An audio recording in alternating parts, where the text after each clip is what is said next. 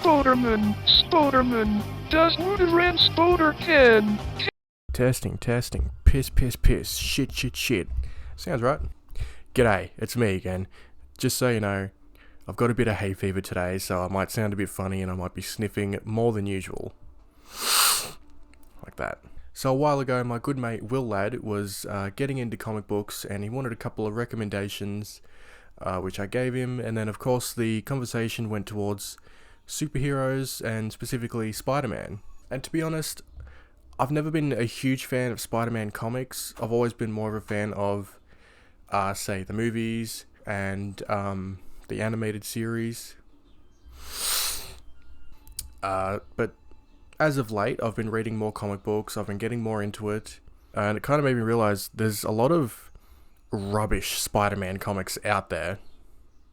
So today I wanted to break down my top 5 Spider-Man comics for newcomers. Newcomers? Spider-Man does whatever a spider can, spins a web. So, to start with, I'm going to recommend a series rather than just a one-off, and that would be Ultimate Spider-Man. One of my personal favourite runs of Spider-Man. Despite all the differences and stuff, I really liked all those differences. It's a lot of fun. I think it would be really boring if every Spider-Man comic had to be exactly the same. This is kind of hard to recommend these days because it's kind of hard to get your hands on. You have to really buy the omnibus. I've got the Ultimate Collection here, but the thing with the omnibus is, I know, for one thing, I think they're too big. They're really awkward to read, whereas this is pretty short. You can hold it better, in my opinion. I think the omnibus are really awkward to try and hang on to, and especially to read, like if you're sitting in bed or something. This is just better all around. So I was just editing and I just realized I never showed you what an omnibus actually looks like. So here's my Ultimate Spider-Man omnibus. They're very heavy. They're hardcovers, of course.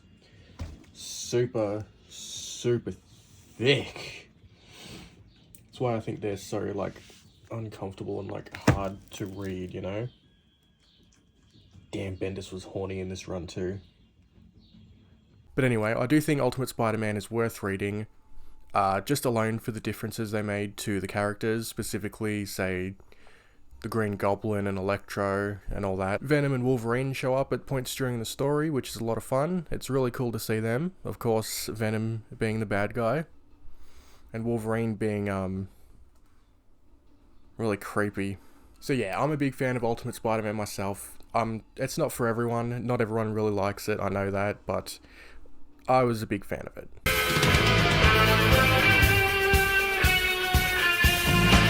So my fourth pick is SpiderShadow by Chip Zdarsky, which personally I wasn't a huge fan of, but I can see why people would like it. I certainly didn't hate it, and I think if you know a bit about Spider-Man, you know the Venom symbiote saga, then I think you'd get a bit out of this. It's a bit of an edgelord thing of, well, Spider-Man kind of becomes Venom. Kind of. There's been many worse Spider-Man comics out there than SpiderShadow.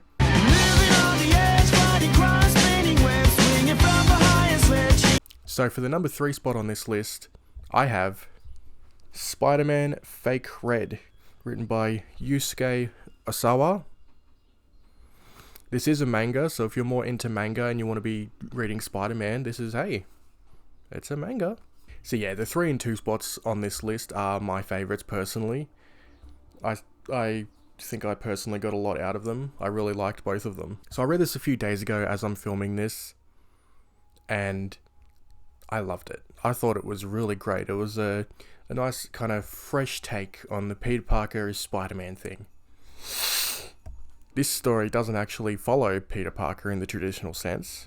It follows a young boy in high school by the name of Yu.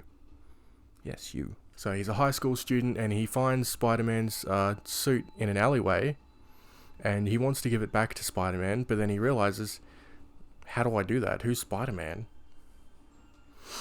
And so he ends up putting it on just to see what it's like, and then there's a fire nearby and he has to go save a boy in the building, which he miraculously does. And yeah, I think it's a really good kind of take on what it means to really be Spider-Man and the responsibility that you have from having this great power thrust upon you. And this it really focuses on the responsibility of being Spider-Man and why Spider-Man is so important. And it's kind of a anyone can wear the mask kind of thing, which is funny. I didn't see any of those so-called comic fans complaining about Asian Spider-Man. It's only when he's black that it's a problem, apparently.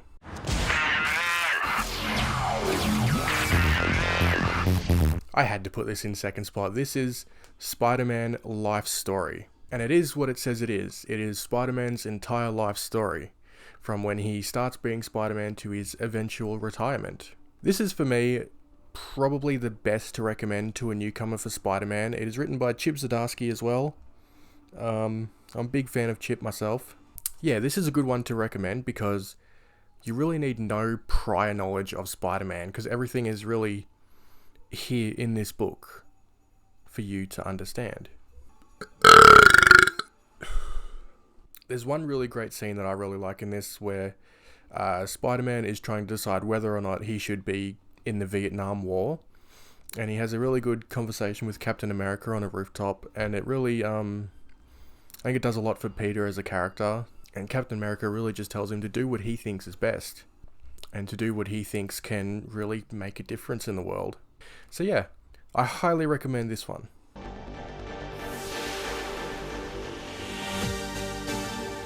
So, the big number one spot, huh? And this is going to go to whatever you want. Read something that interests you. Don't listen to me. What I want you to do is just, if you have a comic book shop near you, go in, have a look, just read the synopsis on the back, have a look at the artwork. You know?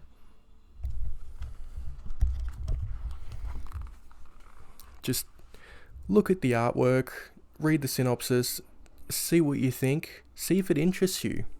But read what you want. Whether it's a certain villain storyline, maybe you're a big fan of Kraven, maybe you want to know more about him because of the game, you can read Kraven's Last Hunt. Or if you're a big fan of Venom, you could pick up a Venom comic. Those exist, I've never read them personally, so I know nothing about them. They could be great. Have a look. Because at the end of the day, taste is extremely subjective. What I like, you might not like. You might personally hate everything on my list. That's fine. Read what interests you. That's all I have to say. See ya. Thanks for watching.